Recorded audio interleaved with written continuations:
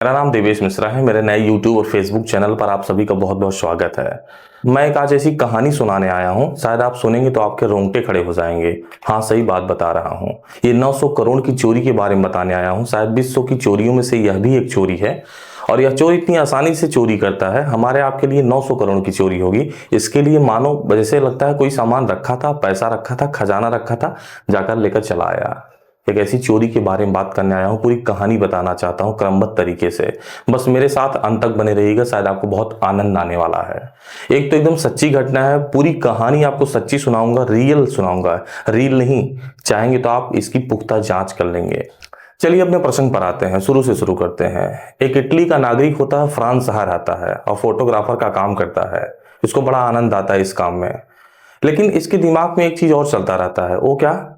दबे छिपे खजाने को खोजना, उसे लूटना, उसे ले जाना। कौन सा खजाना? दबा छिपा। और 10 साल खोजता है, 20 साल खोजता है, 30 साल खोजता है, 40 साल खोजता है, लेकिन मिलता नहीं इसको। हमेशा खोजता ही रहता है। इसके दिमाग में पता नहीं क्या क्रेविंग होता है। खोजते खोजते थक जाता है। जब यह फोटोग्राफर खोजते खोजते थक जाता है, मुझे ऐसा खजाना नहीं मिलेगा, इसके दिमाग में अब स्ट्राइक करता है, मुझे ऐसे खजाने को लूटना है जो मेरे नंगी आंखों के सामने है।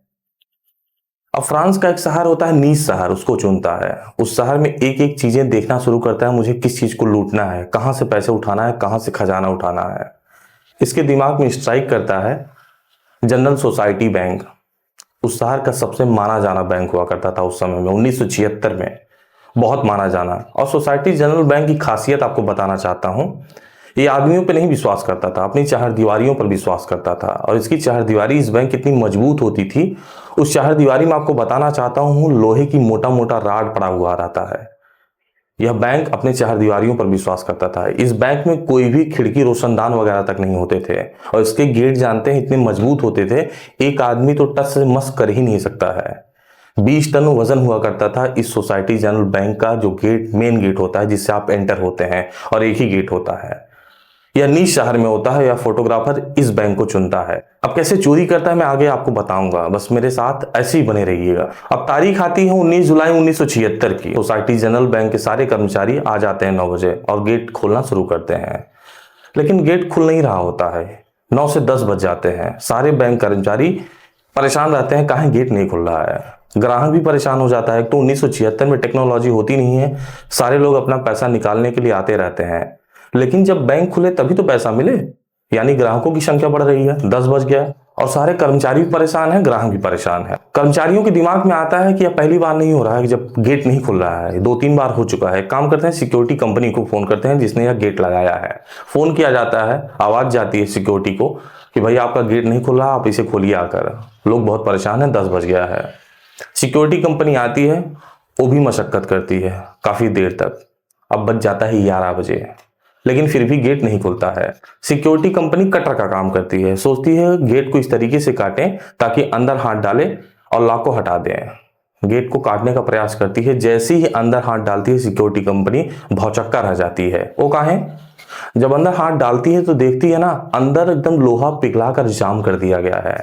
हाँ, अंदर से। अब भौचक्का रह जाता है कि यार कोई व्यक्ति अंदर कैसे जा सकता है, कोई रास्ता है ही नहीं, ना जमीन से, ना आकाश से, ना चारदीवारी से, ना गेट से। कैसे अंदर कोई गया? यदि कोई अंदर गया होगा तो इसका मतलब वह व्यक्ति अंदर जरूर होगा। चलिए अब क्या करते हैं, सिक्योरिटी कंपनी सोचती है कि भैया मुझे लगता है चारदीवारी को काटना पड़ेगा, क्योंकि ये तो खुलेगा नहीं, अंदर से एकदम लोहा पिघलाकर जाम कर दिया गया है।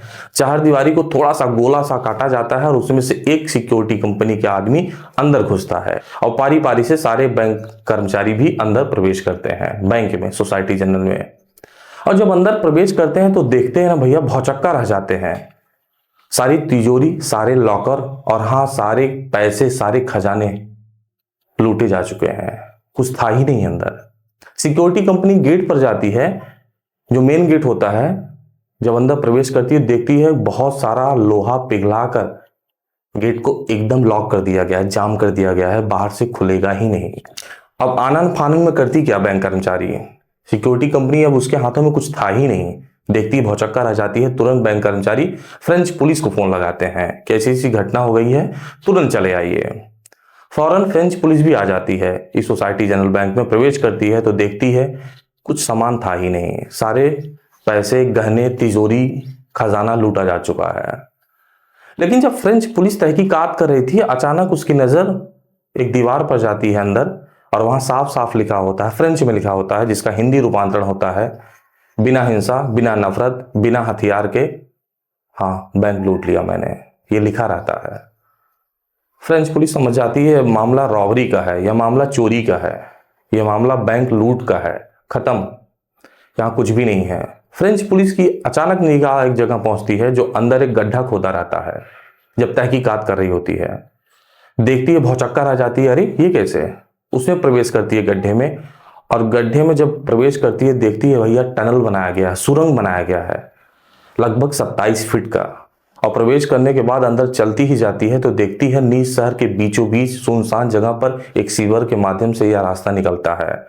एकदम भौचक्का रह जाता है, समझ जाते हैं कि भैया क्या कांड हुआ है। फ्रेंच पुलिस आती है, अब चोर को ढूंढने का प्रयास करती है, लेकिन इतना आसान तो है नहीं यार। इतना कोई फुल प्रूफ प्लानिंग के साथ चोरी किया है तो इसको आप पकड़ लेंगे। आप कहीं के भी पुलिस काहे ना हो, आप कितना भी पैसा काहे ना लूट के चला गया होगा, आप इतनी आसानी थोड़ी ना पकड़ पाएंगे। बहुत दौड़ती धूपती है, पूरा शहर छान मारती है, नीस शहर, फ्रांस शहर, सारी पुलिस लग जाती है, लेकिन हत्थे नहीं लगता। वह व्यक्ति निकल जा चुका होता है। यह जुलाई का महीना होता है, 19 जुलाई 1976 की घटना बता रहा हूं, जब बैंक खुलता है।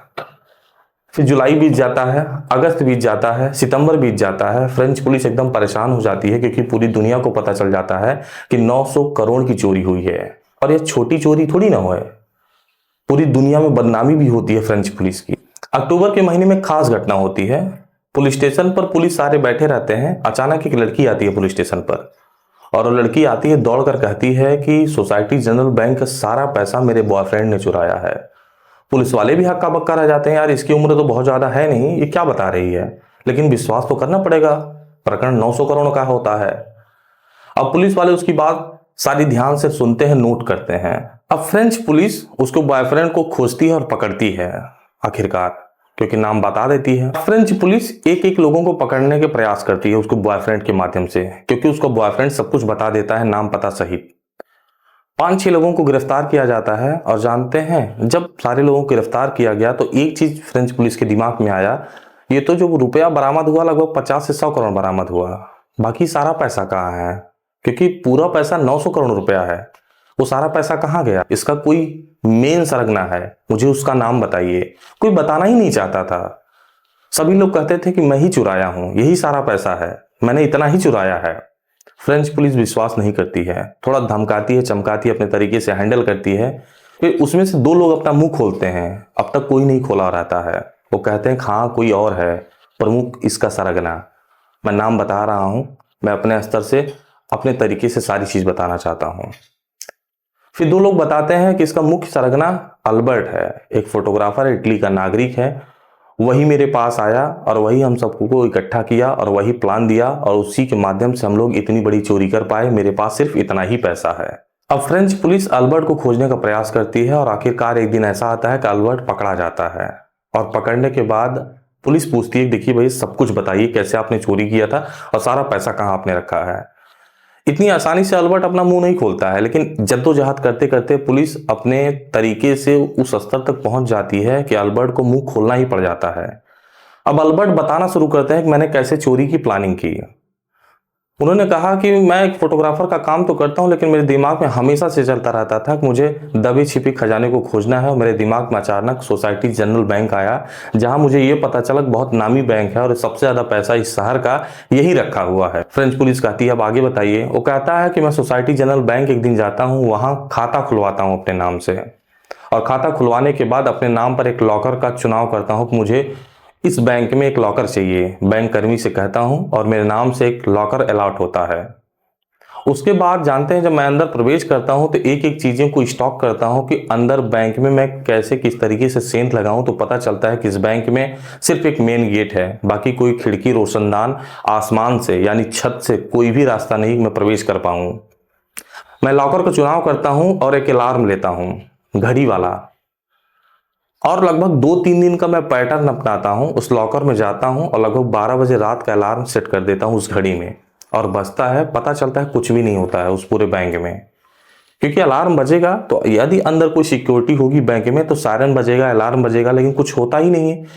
एक दिन ऐसा करता हूँ, फिर अगले दिन जाता हूँ 10, 11, 12 बजे बैंक में, लॉकर में जाता हूँ, फिर अलार्म सेट करता हूँ घड़ी में रात के 12, 1 बजे, लेकिन कुछ भी नहीं होता है। सुबह तक कुछ भी पता ही नहीं चलता है, ना कोई अलार्म बजता है, ना सायरन बजता है, ना कोई हल्ला होता है। मुझे समझ में आने लगा था कि इस बैंक में अंदर कोई सिक्योरिटी नाम की चीज है ही नहीं है। अंदर कुछ भी नहीं है, जो भी है सिर्फ मेन गेट के हवाले है, बाकी इस बैंक में कुछ भी नहीं है। सारी चीजों को मैं स्टॉक करता हूं, देखता हूं कोने कोने तक। अल्बर्ट ये सारी बात फ्रेंच पुलिस को बताती है। फ्रेंच पुलिस भी हक्का बक्का हो जाती है। अच्छा, उस समय 1976 का प्रकरण होता है, इतना ज्यादा टेक्नोलॉजी तो होती नहीं, लेकिन हाँ थोड़ा सा आदमियों पर विश्वास, पहरेदारों पर विश्वास करना चाहिए था। यदि 900 करोड़ रुपए रखे गए थे इस बैंक में तो। अब अल्बर्ट कहता है कि मैं एक दिन फेक इंजीनियर बनकर म्युनिसिपल कारपोरेशन ऑफिस पहुंचता हूं और वहां का इस शहर का नक्शा लेता हूं, नीस शहर का, और जहां यह बैंक अवस्थित होता है, बैंक का जो नक्शा होता है, मैं पूरा छानबीन करने लगता हूँ। एक एक चीजें डिनोट करने लगता हूँ कि मैं कहां से घुसूं इस बैंक में, अंदर से, नीचे से, बाहर से, कहां से घुसूं।